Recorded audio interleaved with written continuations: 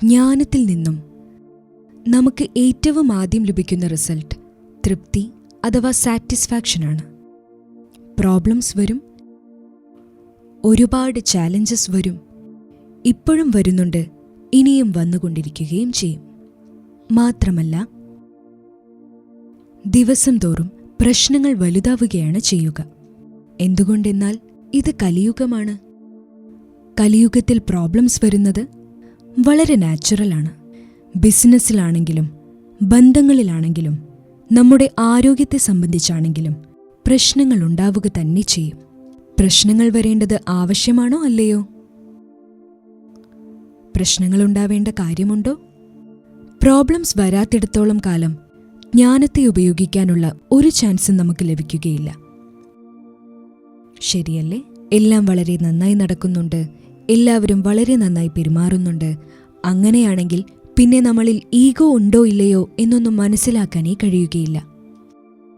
നമ്മുടെ ഉള്ളിൽ വല്ല ചേഞ്ചസും വരുന്നുണ്ടോ എന്നൊക്കെ നമ്മൾ എങ്ങനെയാണ് മനസ്സിലാക്കുക? സ്കൂളുകളിൽ എക്സാംസ് എന്തിനാണ് വെക്കുന്നത്? വെറുതെ പഠിപ്പിച്ചു പോയാൽ പോരെ? പരീക്ഷകൾ വരിക തന്നെ വേണം.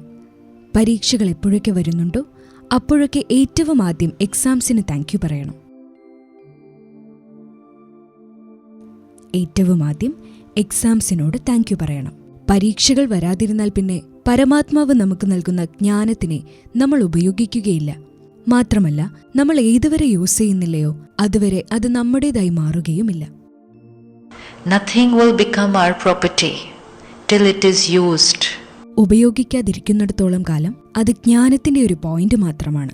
ജ്ഞാനത്തിന്റെ ഒരു പോയിന്റ്. ലോകത്തങ്ങനെയുള്ള ധാരാളം പോയിന്റ്സ് ഉണ്ട്. എന്നാൽ ആ ജ്ഞാനത്തിന്റെ പോയിന്റ്സ് നമ്മുടേതായി മാറുന്നത് എപ്പോഴാണ്? നമ്മൾ ആ പോയിന്റിനെ ഏതെങ്കിലും ഒരു സിറ്റുവേഷനിൽ ഉപയോഗിക്കുമ്പോഴാണ്. ഉപയോഗിക്കുന്നതുവരെ അത് ഭഗവാന്റെ ജ്ഞാനം മാത്രമായി നിൽക്കുന്നു, നമ്മുടെ ജീവിതത്തിന്റെ ഭാഗമായിട്ടില്ല. അതുവരെ അത് ജ്ഞാനത്തിന്റെ പോയിന്റാണ്. സപ്പോസ് ദിവസവും ക്ലാസ്സിൽ വായിക്കുന്ന മുരളിയിൽ അവസാനം ഒരു വരദാനം വരും, സ്ലോഗൻ വരും. നമ്മൾ പറയും എത്ര നല്ല പോയിന്റാണ്. അതുവരെ അത് നല്ല പോയിന്റ്സ് മാത്രമാണ്.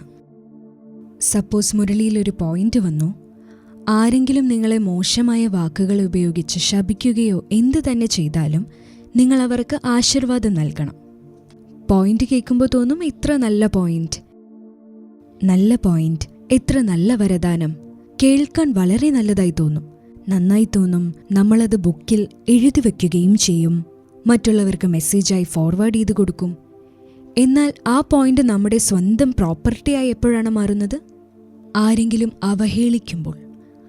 അവഹേളിക്കുക എന്നാൽ ആരെങ്കിലും ഇൻസൾട്ട് ചെയ്യുക, അല്ലെങ്കിൽ നമ്മൾ വിചാരിച്ചതുപോലെ അവർ നമ്മളോട് പെരുമാറാതിരിക്കുക, നമ്മുടെ ഒപ്പം നിന്ന് മറ്റുള്ളവരോട് നമ്മുടെ കുറ്റങ്ങൾ പറയുക. ഇങ്ങനെയുള്ള കാര്യങ്ങളൊക്കെ ജീവിതത്തിലുണ്ടായാൽ നമ്മൾ ഏറ്റവും ആദ്യം ആരോടാണ് നന്ദി പറയേണ്ടത്? ഭഗവാനോട് നമ്മൾ എന്തായാലും നന്ദി പറയും. അതിനു മുൻപ് നമ്മൾ ആരോടാണ് നന്ദി പറയേണ്ടത്? അവഹേളിച്ചവരോട്. നമ്മൾ അവരോട് നന്ദി പറഞ്ഞാൽ നമ്മളിൽ നിന്നും പോകുന്ന വൈബ്രേഷൻ എങ്ങനെയായിരിക്കും? നിങ്ങൾ എൻ്റെ ജീവിതത്തിലേക്ക് വന്നില്ലായിരുന്നെങ്കിൽ എനിക്ക് ഈ പോയിന്റ് യൂസ് ചെയ്യാനുള്ള ചാൻസ് ലഭിക്കില്ലായിരുന്നു. പോയിന്റ് യൂസ് ചെയ്യാനുള്ള ചാൻസ് ലഭിക്കാതിരുന്നാൽ പിന്നെ എൻ്റെ ഈഗോ എങ്ങനെ ഇല്ലാതാകും? എല്ലാവരും പരസ്പരം നന്നായി പെരുമാറുകയാണെങ്കിൽ അവിടെ ജ്ഞാനത്തിന്റെ ആവശ്യം വരുന്നില്ല. നന്നായി പെരുമാറുന്നവരോട് നന്നായി തന്നെ തിരിച്ചു പെരുമാറാൻ ആർക്കും സാധിക്കും. എന്നാൽ എന്നോട് വളരെയധികം തെറ്റായി പെരുമാറിക്കൊണ്ടിരുന്നാലും നമ്മൾ അവരെക്കുറിച്ച് നല്ലത് തന്നെ ചിന്തിക്കുകയും അവരോട് നന്നായി പെരുമാറുകയും ചെയ്യുന്നതിനാണ് ശക്തി ആവശ്യമുള്ളത്. നമ്മൾ ഈ ശക്തിയെ എത്രയധികം ഉപയോഗിക്കുന്നുവോ അത്രയധികം നമ്മുടെ ഈഗോ കുറഞ്ഞു വരും. ആരെങ്കിലും വന്നു വളരെ സ്നേഹത്തോടെ നമ്മളെ വിഷയുന്നു, നമ്മളും തിരിച്ച് സ്നേഹത്തോടെ തന്നെ വിഷയുന്നു, അതിൽ വലിയ കാര്യമില്ല. എന്നാൽ ആരെങ്കിലും നമ്മുടെ മുൻപിലെത്തി വേണമെന്ന് വെച്ച് മുഖം തിരിച്ചു നിന്നാൽ നമ്മൾ കണ്ടു അവർ പേർപ്പസ്ഫുള്ളി ചെയ്യുകയാണെന്ന്. നമ്മളെ കണ്ടു, ഇഗ്നോർ ചെയ്തു, മുഖം തിരിച്ചു നിന്നു. അപ്പോഴാണ് നമ്മൾ പോയി സ്നേഹത്തോടെ സംസാരിക്കേണ്ടത്. പുറമെ മാത്രമല്ല, ഉള്ളിലും. ഇങ്ങനെ ചെയ്യുന്നതിലൂടെ നമ്മുടെ ഈഗോ കുറഞ്ഞു വരാൻ തുടങ്ങും. ജ്ഞാനത്തിന്റെ ലക്ഷ്യം തന്നെ പതുക്കെ പതുക്കെ ഈഗോ ഇല്ലാതാക്കുക എന്നതാണ്. ഈഗോയെ മെല്ലെ ഇല്ലാതാക്കാൻ ശ്രമങ്ങൾ തുടങ്ങുമ്പോൾ മാത്രമേ നമ്മുടെ ഉള്ളിൽ എന്തെങ്കിലും ചേഞ്ചസ് വരുന്നുണ്ടോ എന്ന് നമുക്ക് കാണാനാവുള്ളൂ. ഒന്നും ചെയ്യാതിരുന്നാൽ മാറ്റങ്ങൾ വരുന്നുണ്ടോ, ജ്ഞാനം കൊണ്ട് എൻ്റെ ജീവിതത്തിൽ വല്ല ഗുണങ്ങളും ഉണ്ടാകുന്നുണ്ടോ എന്നൊന്നും അറിയാൻ കഴിയില്ല. ആരെങ്കിലും നമ്മളോട് തെറ്റായ കാര്യങ്ങൾ ചെയ്യുകയോ വഞ്ചിക്കുകയോ ചെയ്താലും നമുക്കവരെക്കുറിച്ച് നല്ലത് ചിന്തിക്കാൻ കഴിയുമോ?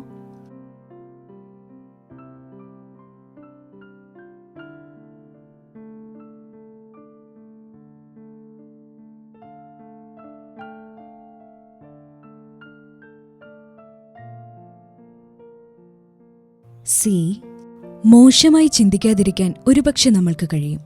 പക്ഷെ അവരെക്കുറിച്ച് നല്ലത് ചിന്തിക്കുക എന്നത് വളരെ ബുദ്ധിമുട്ടുള്ള കാര്യമാണ്. നമുക്ക് എന്തെങ്കിലും ഒന്ന് ചിന്തിക്കേണ്ടി വരുമല്ലോ. കാരണം ആരുടെ ഒപ്പമാണോ നമുക്ക് ഡിഫിക്കൽട്ടായിട്ടുള്ള സിറ്റുവേഷൻസ് ഉള്ളത്, അവരെക്കുറിച്ച് നമ്മൾ ചിന്തിക്കാതിരിക്കുക എന്നത് വളരെ ഇമ്പോസിബിൾ ആണ്. ഒരു സീറോ സ്റ്റേറ്റ് പോലെയാണ്. തീരെ ഓർമ്മ വരാതിരിക്കുക, നമ്മൾ അവരെക്കുറിച്ച് ഒന്നും ചിന്തിക്കാതിരിക്കുക, എന്തെങ്കിലും ഒന്ന് നമ്മൾ ചിന്തിക്കുക തന്നെ ചെയ്യും. മുന്നിൽ 2 ഓപ്ഷൻസ് ഉണ്ട്, പോസിറ്റീവ്, നെഗറ്റീവ്. അപ്പോൾ നെഗറ്റീവ് ചിന്തിക്കാതിരിക്കുക എന്നത് എങ്ങനെ നടക്കും? അതുകൊണ്ട് നമുക്ക് നല്ലത് ചിന്തിക്കേണ്ടി വരുന്നു. കാരണം നല്ലത് ചിന്തിച്ചാൽ പിന്നെ നമ്മൾ മോശമായൊന്നും ചിന്തിക്കില്ല. പക്ഷെ നല്ലത് ചിന്തിച്ചില്ലെങ്കിൽ മോശമായ കാര്യങ്ങൾ ചിന്തിക്കും, ഓട്ടോമാറ്റിക്കലി വന്നുകൊണ്ടിരിക്കും. അതായത് നമ്മുടെ മുൻപിൽ ഒരു ഓപ്ഷൻ മാത്രമേ ഉള്ളൂ. നോക്കൂ, നല്ലത് ചിന്തിക്കുന്നതിൽ നിന്നും നമ്മളെ സ്റ്റോപ്പ് ചെയ്യുന്നത് എന്താണ്?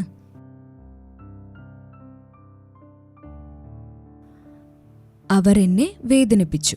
ഒന്നാമത്തെ കാര്യം, അവർ നമ്മളെ വേദനിപ്പിച്ചിട്ടില്ല. അവർക്കെന്താണോ ശരിയായി തോന്നിയത് അവർ അത് ചെയ്തു. അത് നമ്മളെ വഞ്ചിച്ചതാണെങ്കിലും, നമ്മളോട് നുണ പറഞ്ഞതാണെങ്കിലും, തെറ്റായ കാര്യങ്ങൾ പറഞ്ഞു പരത്തിയതാണെങ്കിലും, അവർക്കെന്താണോ ശരിയായി തോന്നിയത് അവർ അത് ചെയ്തു. ആരും ഒരിക്കലും വേണമെന്ന് വെച്ച് തെറ്റായ കാര്യങ്ങൾ ചെയ്യില്ല. ആ സമയത്ത് അവർക്ക് ആ തെറ്റായ കാര്യങ്ങൾ പൂർണ്ണമായും ശരിയെന്നാണ് തോന്നുന്നത്. അവർ എന്തുകൊണ്ട് അങ്ങനെ ചെയ്തു എന്നതിന് കൃത്യമായ ന്യായീകരണങ്ങളും ഉണ്ടാകും. ഒരു കുട്ടി തൻ്റെ പാരന്റിനോട് നുണ പറയുമ്പോൾ അവന് താൻ പറയുന്നത് തെറ്റാണെന്ന് തോന്നാറില്ല. കുട്ടി പറയും, വഴക്ക് കേൾക്കും, കേൾക്കാതിരിക്കാൻ നുണ പറയും. വഴക്ക് പറയാതിരുന്നാൽ നുണയും പറയില്ല. ആരുടെ ഭാഗത്താണ് തെറ്റുള്ളത്? എൻ്റെ ഓരോ പെരുമാറ്റങ്ങൾക്കും പിന്നിൽ എനിക്ക് കൃത്യമായ ന്യായീകരണങ്ങളും കാരണങ്ങളും ഉണ്ടാകും. അത് മറ്റുള്ളവർക്ക് എത്ര തന്നെ തെറ്റായി തോന്നിയാലും അത് ചെയ്യുന്നവർക്ക് എപ്പോഴും ശരി തന്നെയാണ്. നമ്മൾ ടെററിസ്റ്റുകളെക്കുറിച്ച് കേട്ടിട്ടുണ്ട്. അവർ സ്വന്തം ശരീരത്തിൽ ബോംബ് വെച്ചാണ് നടക്കുന്നത്. അവനവനെ ഇല്ലാതാക്കുന്നതിനൊപ്പം അനേകരെയും ഇല്ലാതാക്കുന്നു. ഇത് ഏത് ആംഗിളിൽ നോക്കിയാലും ശരിയായ കാര്യമാണോ? അല്ല, പക്ഷെ അവർ ചെയ്യുന്നുണ്ട്. ഇത് ചെയ്യുന്നവർ 100% കൺവിൻസ്ഡ് ആണ്. അവർ സ്വന്തം ജീവൻ തന്നെ നൽകാൻ റെഡിയാകുന്നു. മുഴുവൻ ലോകവും തെറ്റാണെന്ന് പറഞ്ഞാലും നമ്മൾ ചെയ്യുന്ന കാര്യം 100% ശരിയാണെന്ന് തോന്നുകയാണെങ്കിൽ നമ്മൾ സ്വന്തം ജീവൻ നൽകാൻ റെഡിയാവുന്നു. What I am doing, I will feel that it is right. അവർക്കെന്ത് ചെയ്യണമെന്ന് തോന്നിയോ അവരത് ചെയ്തു. ഇപ്പോഴും അത് തന്നെ ചെയ്തുകൊണ്ടിരിക്കുന്നുണ്ട്. നമുക്കവരെ തടയാൻ കഴിയുമെങ്കിൽ തടയാം. ഇനി തടയാൻ കഴിയില്ലെങ്കിൽ പിന്നെ അതേക്കുറിച്ച് ചിന്തിക്കാനുള്ള റെസ്പോൺസിബിലിറ്റിയും സ്വയം ഏറ്റെടുക്കണം. ഞാൻ എത്ര കാലം ഉദാസീനമായിരിക്കണം? എത്ര കരയണം? എത്ര കാലം കരയണം? മാത്രമല്ല അവരെക്കുറിച്ച് എങ്ങനെ ചിന്തിക്കണം? നമ്മളോട് ആരെങ്കിലും തെറ്റ് ചെയ്യുകയാണെങ്കിൽ നമ്മൾ പറയും അവരെക്കുറിച്ച് തെറ്റ് ചിന്തിക്കുക എന്നത് നാച്ചുറലാണ്. ഇനി തെറ്റ് ചിന്തിക്കാൻ ലിമിറ്റുണ്ടോ? നമുക്ക് എത്ര മോശമായി വേണമെങ്കിലും ചിന്തിക്കാം. എത്ര മോശം ചിന്തകളും സൃഷ്ടിക്കാം. നമുക്ക് അവരുടെ ഫ്യൂണറൽ അറ്റൻഡ് ചെയ്യുന്നത് പോലും ചിന്തിക്കാം. ആളുകൾ അങ്ങനെ ചിന്തിക്കാറുണ്ട്. എല്ലാം നശിച്ചു പോകട്ടെ, ഇല്ലാതാവട്ടെ. കാരണം നമ്മൾ വേദനിക്കുമ്പോൾ നമ്മൾ മറുഭാഗത്തുള്ള ആളുകളെക്കുറിച്ച് വളരെ മോശമായി തന്നെയാണ് ചിന്തിക്കാറുള്ളത്. പകരം നമുക്ക് അത്ര തന്നെ നല്ലത് ചിന്തിക്കാനും കഴിയും. ഇതാണ് മനസ്സിന്റെ ശക്തി.